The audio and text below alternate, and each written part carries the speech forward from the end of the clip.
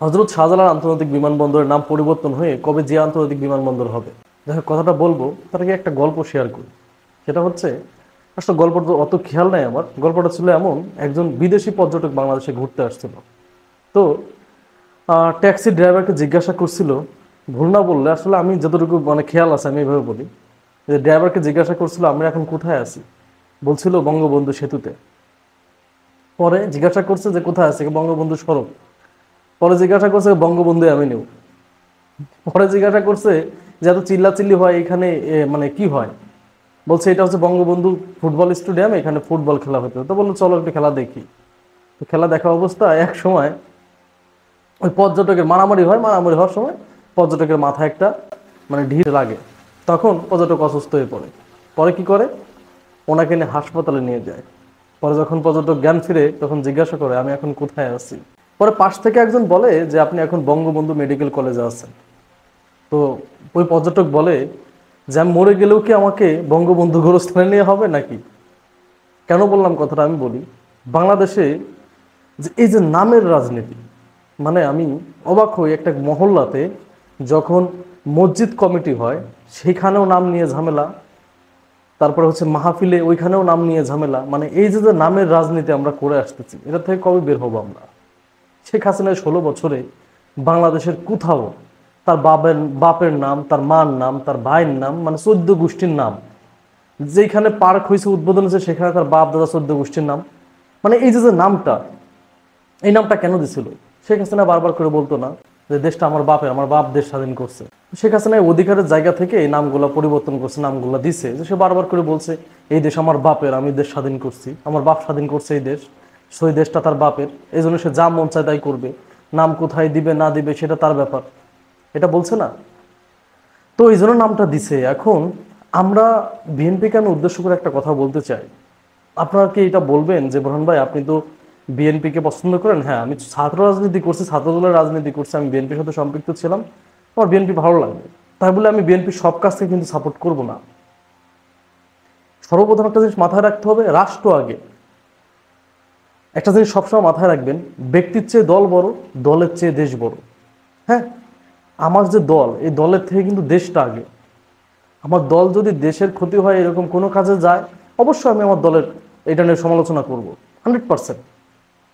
এখন আমি কেন বললাম যে আপনি কি এটার পক্ষে? দেখেন, এখনো কিন্তু বিএনপি ক্ষমতা আসে নাই। যদি নির্বাচন হয় মানুষ বলতেছে যে বিএনপি ক্ষমতা আসার সম্ভাবনা আছে, যেহেতু আওয়ামী লীগ নাই। এই জন্য এই যে নির্বাচন এখনো আসে নাই, তত্ত্বাবধায়ক সরকার বলেন আর অন্তর্বর্তীকালীন সরকার যাই বলেন ডক্টর মোহাম্মদ ইউনূস স্যারকে, ইনাকে যদি আপনারা এই এয়ারপোর্টের নাম পরিবর্তন করার জন্য চাপ দেন, কেন?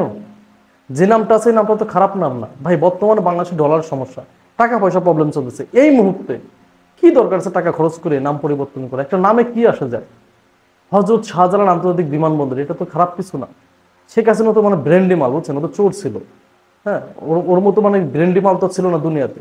ওর মতো শয়তান, মানে শয়তানি বুদ্ধি সব মাথা থেকে বের হইতো। ও তো শয়তানি করে এমন একজনের নাম দিয়ে গেছে, চাইলে ওর বাপের নাম দিতে পারতো না, ওর বাপের নাম দেয় নাই। কেন দেয় নাই? কারণ ওর বাপের নাম দিলে বলতো যে ওর বাপের নাম দিছে। এই জন্য সে হজরত শাহজালাল আন্তর্জাতিক বিমানবন্দরের নাম দিছে, একজন আউলিয়ার নামে নাম দিছে। একজন আউলিয়ার নাম দিছে, বাংলাদেশের মানুষ কোনো প্রশ্ন উঠায় নাই। হ্যাঁ, যে পরবর্তীতে যখন বিএনপি চেঞ্জ করতে আসবে তখন বাংলাদেশের জনগণ বিএনপির বিরুদ্ধে অবস্থান নেবে। কিন্তু ওর বাপের নাম যদি থাকতো, যদি ওর বাপের নাম থাকতো বঙ্গবন্ধু এয়ারপোর্ট, বঙ্গবন্ধু আন্তর্জাতিক বিমানবন্দর, তাহলে কিন্তু বিএনপির লাগতো না এটা উঠাইতে। এটা কিন্তু সাধারণ জনগণই উঠাই ফেলে তো নাম, একদিনই পরিবর্তন করে দিত। আমি আমার ফরিদপুরে দেখেছি, ফরিদপুরে যে ফরিদপুর মেডিকেল কলেজ হসপিটালের নাম পরিবর্তন করে বঙ্গবন্ধু মেডিকেল কলেজ হসপিটাল দিয়েছিল ফরিদপুর, ওটা কিন্তু বঙ্গবন্ধু কেটে ফেলছে। ফরিদপুরের মতো জায়গাতে যেখানে এক প্রকার আওয়ামী লীগের ঘাঁটি, সেটাই কিন্তু পরিবর্তন হয়ে গেছে। বিশেষ করে দক্ষিণ অঞ্চলে যে আপনার ফরিদপুর, মাদারীপুর, শরীয়তপুর, গোপালগঞ্জ তো আছেই, তারপরে যে আপনার আশেপাশে যে জেলাগুলো আছে এগুলো তো মনে করেন আওয়ামী লীগের ঘাঁটি। তো এই ফরিদপুরেও মনে করেন যে বঙ্গবন্ধুর যে নাম এটাও উঠাই ফেলছে মানুষ। তো এয়ারপোর্টের নাম যদি থাকতো বঙ্গবন্ধু, এটা তো জনগণ উঠাই ফেলতো, তখন তার প্রশ্ন উঠতো না। কিন্তু এখন তো আর জনগণ চাইলেই উঠাইতে পারতেছে না, বিকজ হজরত শাহজালাল আন্তর্জাতিক বিমানবন্দর। এখন এটা যদি পরিবর্তন করে তাহলে বিএনপিরই করতে হবে। এখন বিএনপি করলে সে বিএনপি বলতেছে যে আগের নাম বহাল করা হোক। ভাই আমি একটা কথা বলি, এই যে ফার্স্টে বলছি না যে ব্যক্তির চেয়ে দল বড়, দলের থেকে দেশ বড়, দেশকে আগে ভালোবাসতে শেখেন। নামে না কিচ্ছু যায় আসে না। জিয়াউর রহমান কে ছিল বাংলাদেশের মানুষ জানে। সো তার তার নাম দিয়ে এত কিছু করার প্রয়োজন নেই। যেটা আছে হযরত শাহজালাল আন্তর্জাতিক বিমানবন্দর, এটা থাক না, এটা তো দোষের কিছু নাই। তা আমরা পরিবর্তন করে শুধু শুধু টাকা খরচ কেন করব? তো যারা এই যে উপর মহলের যারা এই যে নাম পরিবর্তন করা নিয়ে মানে করতেছেন, আপনাদেরকে মানে হাতে পায়ে ধরি ভাই, দেশের অবস্থা খারাপ, অর্থনৈতিক অবস্থা খারাপ, সব দিক দিয়ে খারাপ। এই খারাপ অবস্থায় আসলে কি বলবো, এমন কোনো কিছু করতে আসবে না যে প্রশ্নবিদ্ধ হন। সবসময় সতর্ক থাকবেন, অ্যাটলিস্ট বিএনপির জন্য কোনো ক্ষতি না হয়, বিএনপিকে মানুষ আঙ্গুল না তুলে যে বিএনপি তো আওয়ামী লীগের মধ্যে কাজ করতেছে, এই কাজগুলো করবেন না। কারণ আওয়ামী লীগ শেখ হাসিনা করছে এই কাজগুলা, এই নাম পরিবর্তন ওই নাম পরিবর্তন, ঠিক আছে?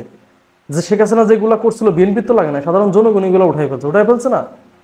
তো এই হযরত শাহজালাল আন্তর্জাতিক বিমানবন্দর যে নামটা আছে, থাক না, পরিবর্তন করার প্রয়োজন নাই, যেভাবে আছে এইভাবেই থাক। আপনি বিএনপি করেন, আপনি বাংলাদেশের জনগণকে বোঝান যে আসলে আওয়ামী লীগ আর বিএনপি এক না। সুযোগ কিন্তু আসলে সুযোগটা কাজে লাগাইতে হয়। শেখ হাসিনা কিন্তু সুযোগ পাইছিল, শেখ হাসিনা চাইলে বাংলাদেশের মানুষের কাছে মানে হিরো হয়ে থাকতে পারত, সে কিন্তু পারেনি, সুযোগ কাজে লাগাইতে পারেনি। এই জন্য বিএনপি এই ভুল করবেন না আশা করি। যারা মন থেকে চাচ্ছেন এই বিমানবন্দরের নাম পরিবর্তন হোক, প্লিজ আপনাদের সিদ্ধান্ত থেকে সরে আসুন। ধন্যবাদ সবাইকে, আসসালামু আলাইকুম।